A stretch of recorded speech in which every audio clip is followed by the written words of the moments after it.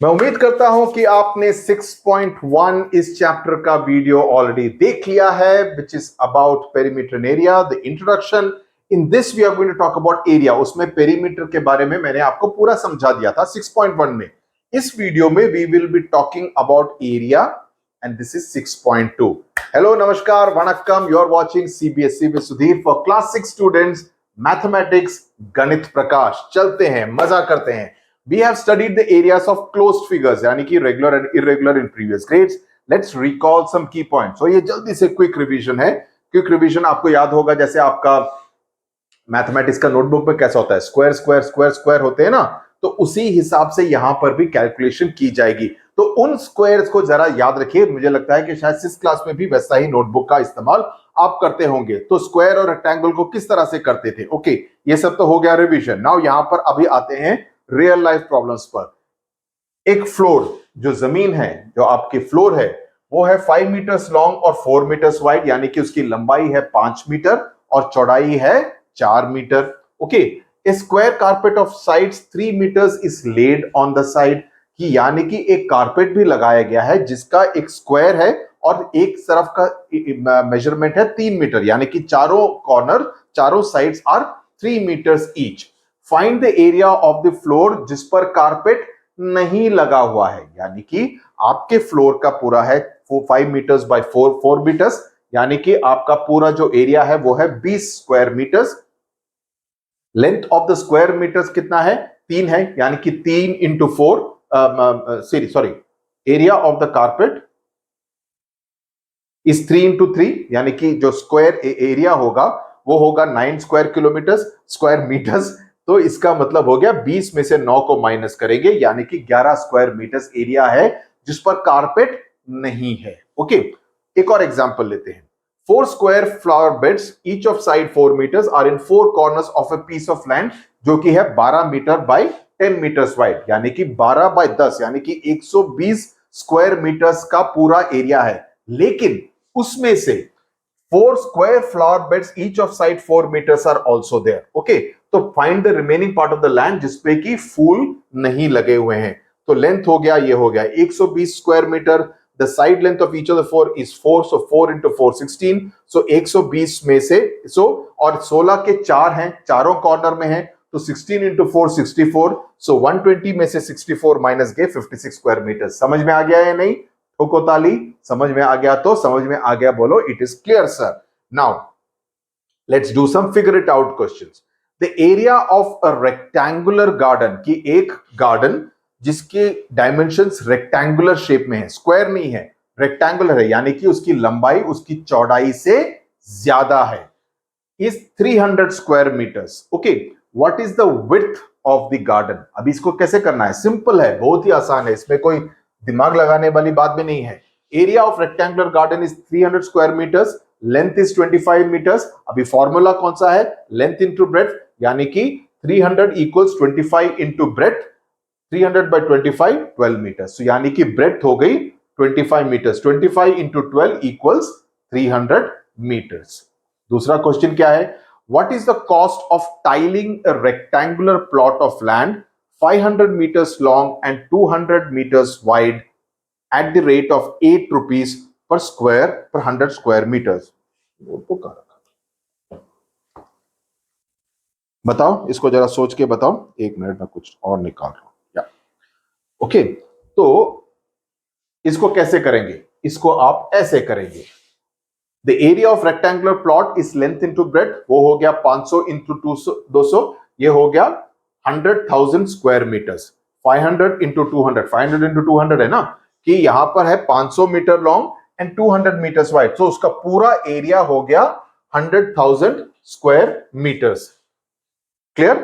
Now cost of tiling क्या है, अभी उस पर टाइल लगानी है, तो सेरामिक टाइल्स लगाने का कॉस्ट कितना बता रहा है दुकानदार, 8 रुपए पर स्क्वायर 100 स्क्वायर मीटर्स, यानी कि 100 स्क्वायर मीटर्स के लिए मैं 8 रुपए लगाऊंगा एक सेरामिक टाइल का। तो यानी कि 8 बटा 100, यानी कि 100 स्क्वायर मीटर का 8 रुपए, सो 8 बाय 100 इंटू 100,000, बिकॉज पूरा एरिया कितना है 100,000 स्क्वायर मीटर्स, तो हो गया 8,000 रुपए। तो पूरा टाइलिंग का कॉस्ट लगेगा मुझे 8,000 रुपया। रेक्टेंगुलर कोकोनट ग्रोव यानी कि जहां पर नारियल के पेड़ लगाए गए हैं वो है 100 मीटर्स लॉन्ग और 50 मीटर वाइड। ओके, तो यानी कि पूरा एरिया कितना हुआ 100 meters into 50 meter. If each, और हमेशा याद रखिए स्क्वायर, ये जो यूनिट है ना स्क्वायर मीटर मीटर में कंफ्यूज नहीं होने का, बिकॉज अगर आपने यूनिट ठीक से नहीं लिखा तो आपके मार्क्स कटेंगे। तो यूनिट को सही लिखना जरूरी है। ओके, प्लीज याद रखिए। If each coconut tree requires 25 square meter, तो यहां पर कोकोनट ट्री का एरिया दिया गया है कि इसको कितने एरिया की जरूरत है, उसका लेंथ एंड विड्थ नहीं दिया है। What is the maximum number of trees that can be planted in this Grove? Very easy, बहुत आसान है, कोई दिक्कत वाली बात ही नहीं है। Area of rectangular coconut Grove is length into breadth, यानी कि 100 इंटू 50 यानी कि 5000 स्क्वायर मीटर्स। अभी दूसरा डिटेल क्या दिया गया है कि हर नारियल के पेड़ को, बिकॉज नारियल के पेड़ मुझे मालूम नहीं आपने देखा है नहीं, मैं केरला से आता हूं तो मैंने काफी सारे नारियल के पेड़ देखे हमारे, मेरे घर के में बहुत सारे होते थे मेरी नानी के घर में। तो यू वुड उसके आसपास उसमें पानी डालने के लिए एक तरह का एक बाउंड्री क्रिएट किया जाता है। तो अगर नारियल का पेड़ ऐसा है तो उसके आसपास एक सर्कल में एक काफी बड़ा सा एक राउंड किया जाता है। तो उसमें हर दिन या हर दूसरे दिन पानी भर के रखा जाता है क्योंकि पेड़ को पानी मिले। ओके, तो उसके लिए क्या करते हैं, तो उसके लिए उसको एरिया चाहिए। So it need space of 25 square meters, 25 है ना, हाँ 25 स्क्वायर मीटर्स की जरूरत है। So maximum number of coconut trees that can be planted is 5000 divided by 25 यानी कि 200 पेड़, यानी कि 200 पेड़ वहां पर उस एरिया में जो कि है 5,000 स्क्वायर मीटर वहां पर लगा सकते हैं। समझ में आ गया? Very good. अब आगे चलते हैं। अभी आप इसको देखिए। By splitting the following figures into rectangles find the areas and all measures are given in meters. आप इसको कैसे करेंगे, तो आपको इसको रेक्टेंगुलर के फॉर्म में आपको डिवाइड करना है। तो पहला वाला ये देखते हैं, तो इसको आप कैसे करेंगे, तो इसमें पहला रेक्टेंगल हो गया ये, इसको हम मार्क कर लेते हैं ए, सही। उसके बाद दूसरा रेक्टेंगल हो गया ये, इसको हम मार्क कर लेते हैं बी, सही बात। तीसरा रेक्टेंगल हो गया ये, इसको हम मार्क कर लेते हैं सी, ओके। और चौथा हमको मिल गया ये डी, ओके। नाउ इन चार रेक्टेंगल्स का हमको एरिया पता करना है। तो रेक्टेंगल ए क्या होगा, रेक्टेंगल ए, अभी इसका कैसे है, ये तो हो गया 1, ये हमको पता चल गया बिकॉज 1 1 ये हो गया। ये वाला कितना है, अभी आप देखेंगे कि यहां पर वी हैव फाउंड दैट ये 4 है, यानी कि यहां से लेकर from this point to this point this is 4 meters, right, this is 4 meters. और यहां पर हमने देखा कि यहां पर एक और है, right, so that means this is another meter, so this is entire thing is 5 meters. तो 5 मीटर्स में से ये 3 मीटर्स गया तो ये हो गया 2, so this becomes rectangle A becomes 2 into 1, A का एरिया हो गया 2 into 1 equals 2 square meters. Okay, अभी हम चलते हैं बी की तरफ। ओके, बी में कैसा है, बी में होगा, यहां पर हमने पता चल गया कि 4 + 1 था, ओके, और ये 3 + 2 था, तो ये तो पता चल गया। एक तरफ तो 5 है, ओके, एक तरफ तो 5 है, इस तरफ कितना है, यहां पर 2 है, और ये बाकी बचा एक और 1, तो ये हो गया 3, तो ये हो गया 15 स्क्वायर मीटर्स। ओके, अभी हम चलते हैं सी की तरफ। सी का क्या हिसाब है, एक तरफ तो 2 है, ये 2 हो गया, ये दोनों एक एक है, सो ये भी हो गया 2 into 1 यानी कि 2 square meters. Okay, is this clear till here? D का क्या हिसाब है, एक तरफ तो ये तो 3 है, ये भी 3 है, तो ये भी 3 होगा, तो चारों तो ये तो स्क्वायर हो गया, ओके, तो ये हो गया 3 into 3 9 स्क्वायर मीटर्स। ओके, तो ये हो गए इसके 4 रेक्टेंगल्स के अलग अलग एरिया। और अगर आपको पूरा करना है तो आपको इसको पूरा टोटल करना पड़ेगा, यानी कि इसको पूरा टोटल कर देंगे तो पूरे इस पूरे शेप का आपको एरिया मिल जाएगा। ओके, सो 9 + 2 11, 11 + 2 13, 13 + 2 13 + 15 28 स्क्वायर मीटर्स, ये हो गया। अभी हम इस पर चलते हैं, ये थोड़ा सा और आसान है। इसमें हमको सिर्फ 2 लाइनें बनानी है, एक लाइन हियर, एक लाइन हियर। ओके, तो ये हो गया। तो इसका कैसा हो गया, यहां पर इसको हम ए कर लेते हैं, इसको बी कर लेते हैं, इसको सी कर लेते हैं। ओके, तो ये हो गया। तो पहला वाला कितना है, ये 5 मीटर का है। तो रेक्टेंगल ए जो है, रेक्टेंगल ए तो सीधा हो गया 5 और ये हो गया 1। ओके, ये हो गया 1 बिकॉज ये 3 है। ओके, ये 3 है,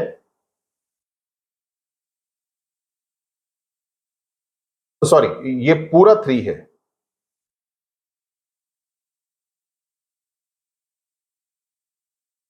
This entire thing is 3, this is 2, so that means this is 1. Okay, so 5 into 1, 5 square meters, 5 square meters. Okay, मैं खुद ही थोड़ा कंफ्यूज हो गया। तो अगर मैं कंफ्यूज हो सकता हूं तो आप भी कंफ्यूज हो सकते हैं। तो जरा ध्यान से सोच समझ के, जल्दबाजी नहीं करने का। बी का क्या एरिया है, ये एक तरफ ये 1 है। ओके, ये इस तरफ का 2 है, so it will B 2 into 1 equals 2 square meters. C का क्या हिसाब है, C का क्या है, 1 है, 2 है, ये भी 2 into 1 equals 2 square meters. Okay, समझ में आ गया। So that's the way it will be done.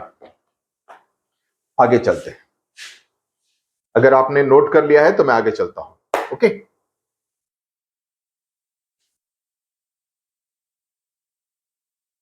एक और थोड़े और फिगर इट आउट कहें, वो वाले ज्यादा अच्छे थे, ये बेकार है।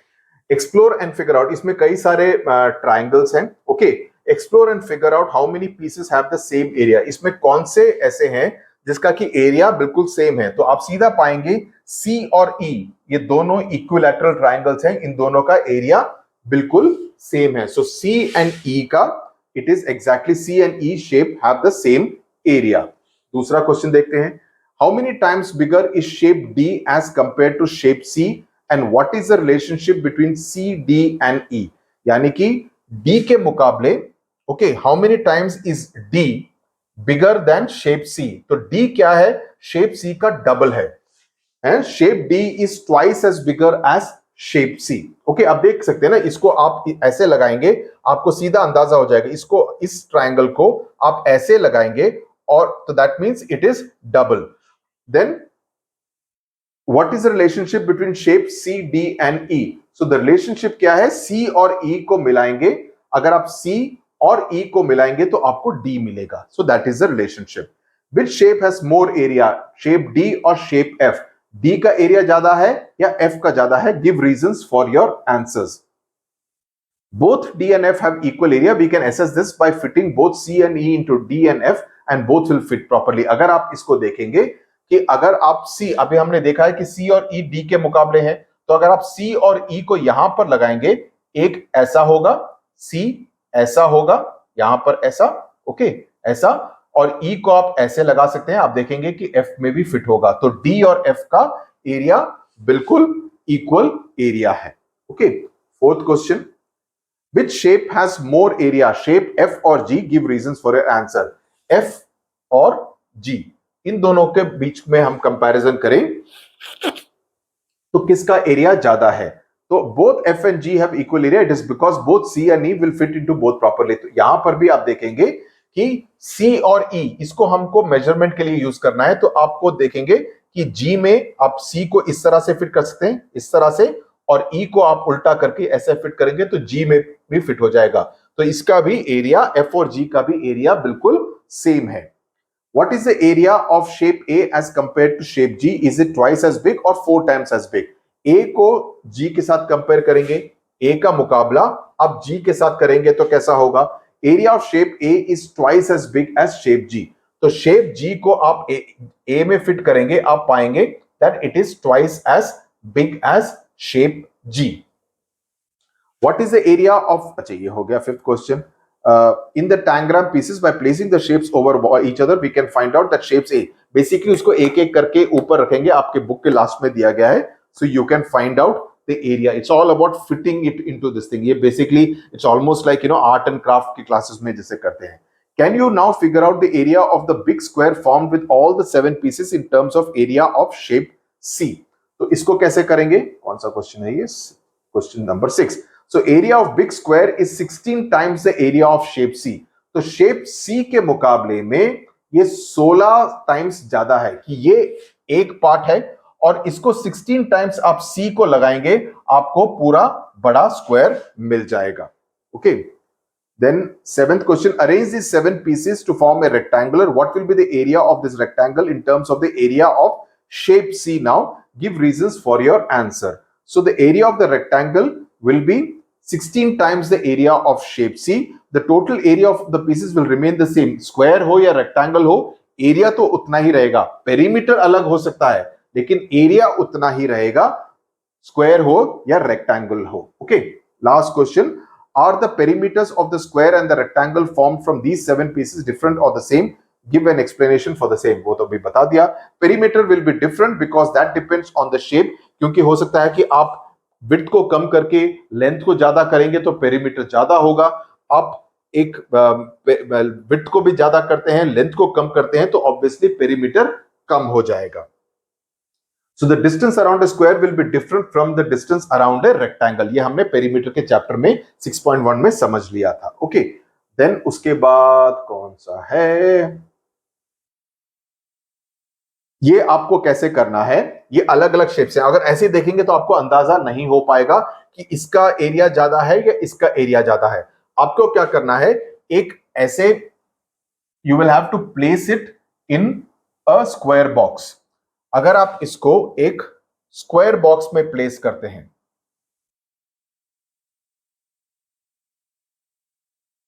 ओके, ऐसे, तो यहां पर अगर आप, ये हम आगे और देखेंगे डिटेल में, ये ज्यादा इक्वल नहीं हुए हैं थोड़े से.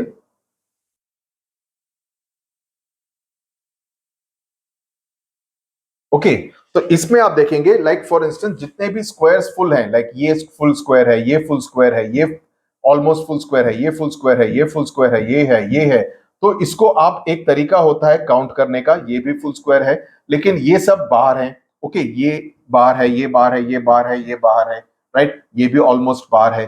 तो what we actually do, similarly आप इसी तरह से यहां पर भी कर सकते हैं. So what we do is that we can estimate the area of any simple closed shape by using a sheet of squared paper or graph paper. और जहां पर भी एक स्क्वायर पूरा हो तो हम उसको एक यूनिट की तरह मानेंगे, एक स्क्वायर यूनिट की तरह.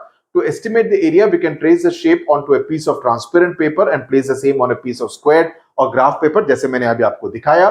So area of one full small square, okay, उसको एक स्क्वायर यूनिट मानेंगे.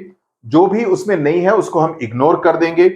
अगर आधे से ज्यादा है तो उसको एक मानेंगे, अगर आधा है या तो उसको आधा मानेंगे, अगर आधे से कम है तो उसको जीरो मानेंगे. तो दोज आर द रूल्स. तो उसके हिसाब से वी विल काउंट इट. सो इसको अगर हम देखें, find the area of the following figure, तो इसको मैं देखूं तो आपको ज्यादा अच्छी तरह समझ में आएगा. तो यहां पर आप देखिए कि कितने स्क्वायर हैं, ओके, और कितने हाफ हैं. तो इसमें अगर आप देखें तो find the area of the following figures. तो पहला फिगर जो है, okay, how many full squares, पहला वाला है 3 into 1, यानी कि 3 full squares. You see no 1 2 and 3, 1 2 and 3, these are full squares. Did you understand it or not?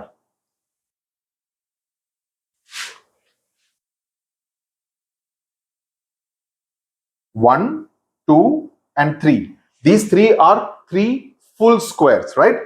और इसके बाद ये दोनों है हाफ स्क्वायर. ओके. सो ये हो गया 1 2 3, 3 फुल स्क्वायर्स. ये दोनों 2 into half 1, सो टोटल हो जाएंगे 4. Is that clear? Is that clear? तो ये हो जाएगा 4 स्क्वायर यूनिट्स. ओके.